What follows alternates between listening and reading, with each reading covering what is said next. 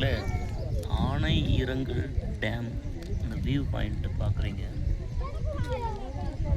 இது ரிவர் எவ்வளோ வேறு லெவலில் இருக்கு பாருங்க.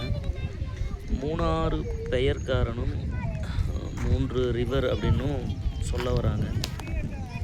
நீர்நிலைக்கு பேர் போன ஒரு இடம் மூணாறு. இந்த இடம் குறிப்பாக ஆனை இறங்கல் அப்படின்ற அந்த சொல் அதுவும் பெயர் காரணம் தான்.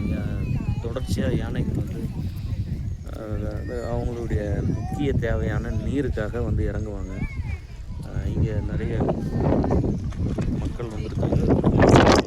பிறகு இந்த காட்சி தான் பார்க்குறீங்க. அங்கே நிறைய பேர் ஃபோட்டோஸ்லாம் எடுத்துகிட்ருக்காங்க.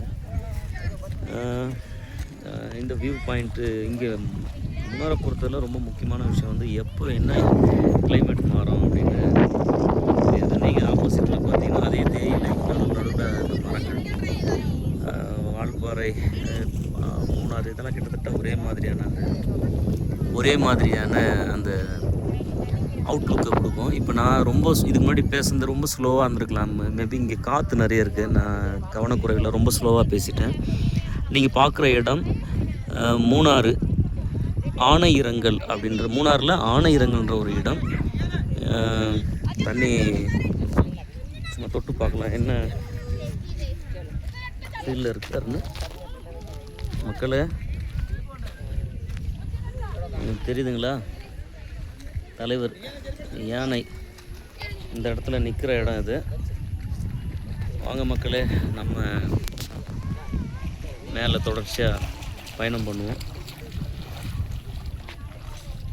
தண்ணி நல்லா அருமையாக இருக்கார், பார்க்குறதுக்கு குளிர்ச்சியாக இருக்கார். ஓகே, உங்களுக்காக மீண்டும் ஒரு முறை மூணாறில் ஆனையிறங்கல் டேம் கிட்ட இந்த நீர்நிலை, இந்த வியூ பாயிண்ட்டை பார்த்துட்ருக்கீங்க.